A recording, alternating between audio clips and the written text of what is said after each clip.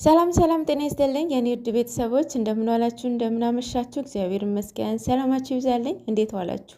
ለቤት አዲስ ሆናችሁ ላይክ፣ ሰብስክራይብ እያደረጋችሁ ተቀላቀሉኝ። የቆያችሁኝ እንኳን ደህና ቆያችሁኝ። አሪፍ አሪፍ የራሳችሁን ሀሳብ ኮሜንት ላይ ብትጽፉልኝ እኔንም እዚህ ጋር ተሳስተርሻል ምናምን ብላችሁ ከስህተቴን ብታርሙኝ ደስ ይለኛል ማለት ነው። እንዴት አያችሁት ቪዲዮን? ያው ቅድም እንደነገርኳችሁ ነው። ያው ልጅቷ ያመጣችበትን ያው ስራዋን ኮንትራቷን እንደጨረሰች ነበረ እየገለጸች የነበረው። ምክንያቱም አንተ አትመላለስ እኔ እመጣለሁኝ ያለህበት ቦታ አውቃለሁኝ ምናምን ማድሬሽ እያለች ነበረ። የት እንደምትመጣ ባይታወቅም ማለት ነው። ያው እንዳያችሁት ነው ቪዲዮን። ማለት በቃ ስራውን ማለቅ ስላለበት ነው በዚሁ የመጡት እንጂ ተለያይቷል ማለት አይደለም። መቼም ደግሞ አይለያዩም ማለት ነው። ብዙ ነገር ያስተምራችኋል። ዛሬ ብሩኬ በተናገረው ነገር የእውነት ብዙ ነገር ትማሩበታላችሁ። የእውነትን እንጃ ብቻ በስማም በጣም ብዙ ነገር አለ የምትማሩበት፣ የምትወስዱበት፣ ጥንቃቄ የምታደርጉበት፣ ራሳችሁን በብዙ ነገር ከስህተታችሁ የምትማሩበት ብዙ ነገር አለ በዛሬው ማለት ነው። ኦልሬዲ ስራውን እንጃ ተፈጽሟል። ተፈጸመ ማለት የልጅቷ እንትኑን ስትናገር ነው ልጁ ማለት ነው።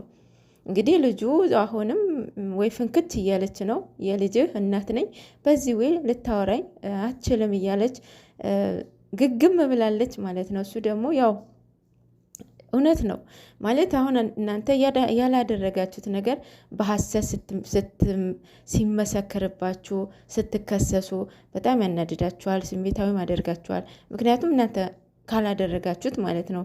ሶ ብሩኬ የገለጸበትን መንገድ በዚህ መንገድ ነው ማለት ነው።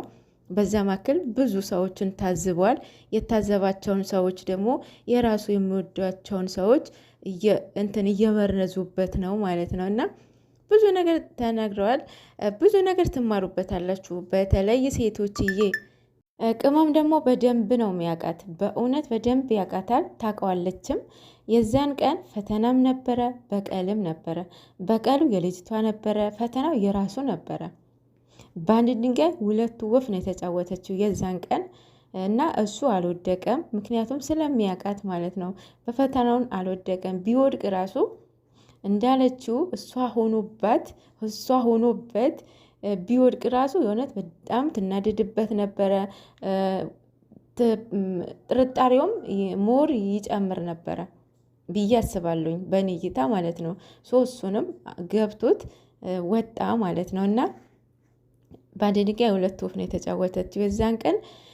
በዛሬው ምን ተማራችሁ? ምን አያችሁበት? እኔ ብዙ ነገር አይቼበታለሁ እውነቱ ለመናገር ብዙ ነገር አይቼበታለሁኝ። አንደኛ ነገር ምንም ነገር ሳታጣሩ ሪሌሽንሽፕ ሆናችሁ ማለት ነው።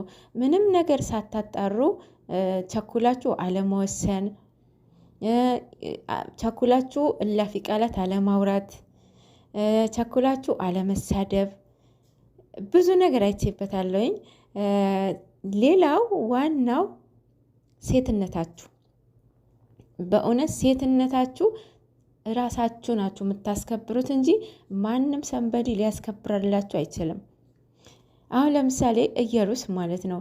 በእየሩስ አሁን ብዙ ትምህርት ትወስዳላችሁ ብዬ አስባለሁኝ።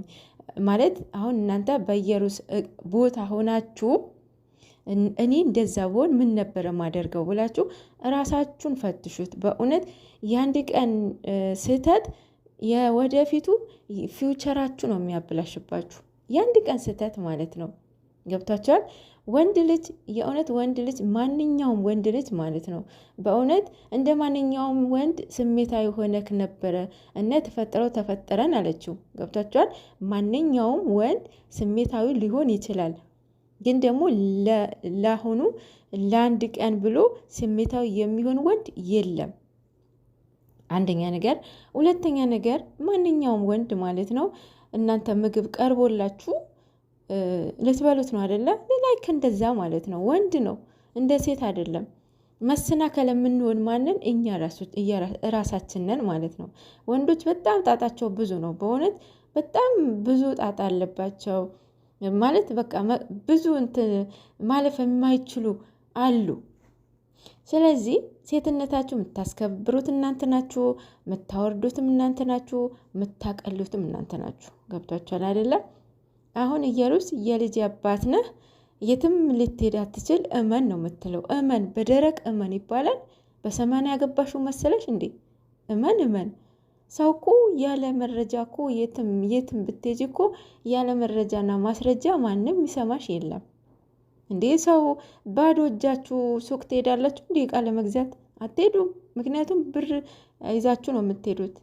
እና እሷ በደረቅ እመን እመን እመን ነገሮቹ አሁንን ካላመንክ ይፈሰፋሉ አለች። ምን እንደምታደርግ እናያለን። ስለዚህ የኢየሩስን ትወና የእውነት በጣም ኒንጃ በስማም በጣም ድርቅ ያለ ድርቅ ግን ጎበዝ ነች። በስማም ሌላው ብሩኬ ውጭ ሀገር ሊሄድ ነው ብላችሁ እየተቀደዳችሁ ነበረ። ይሄዳ የፈለገበት ሀገር ይሄዳ እንዴ። ሀይሚ ብሩኬ ከሄደ ሀይሚ ህይወት አይኖራትም ማለት ነው። ሲቀጥል የእውነት አንዳንዴ እኮ በስማም ሁሉም ሰው እንደ ራሳችሁ ነው አይደለም የምታስቡት። ሁሉም ሰው በቃ እናንተ በኖራችሁበት ወይም ባደጋችሁበት እንደዛ ነው ልክ ነው የምታስቡት ማለት ነው። እና የእውነት ሁሉንም እንደየመልካችን አስተሳሰባችንም ይለያያልና ልቦና ይስጠን ማለት ነው።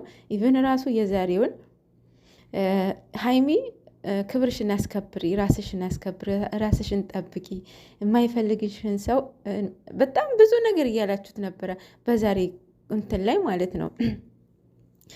እና መጀመሪያን ለመፍረድ አንቸኩል። የእውነት ፈራጅ እግዚአብሔር ነው፣ ሰው አይደለም። ለመፍረድ አቸኩሉ፣ ለስድብ አቸኩሉ፣ የእውነት አቸኩሉ። በዛ ላይ ደግሞ ላይቭ ላይ የምታወሩ በጣም ኤጃችሁ ሀይ የሆናችሁ ናችሁ፣ ባለትዳሮች ናችሁ ምናምን። በእናንተ አይጠበቅም፣ በእናንተ አያምርም፣ በእውነት አያምርም። በልጆቻችሁ ባይደርስ በልጅ ልጆቻችሁ ይደርሳል። የምታወሩትን የምትናገሩትን ነገር ማለት ነው። አንዳንዴ አዙረን አስተውለን ብናይ ጥሩ ነው ብዬ አስባለሁኝ። የመጨረሻ ላይ ያችሁን ገና ብሩኬ ያድርገውም እሱ በዚህ ልክ እየተናገረ ነው። ዛሬ ብዙ መልስ አግኝታችኋል።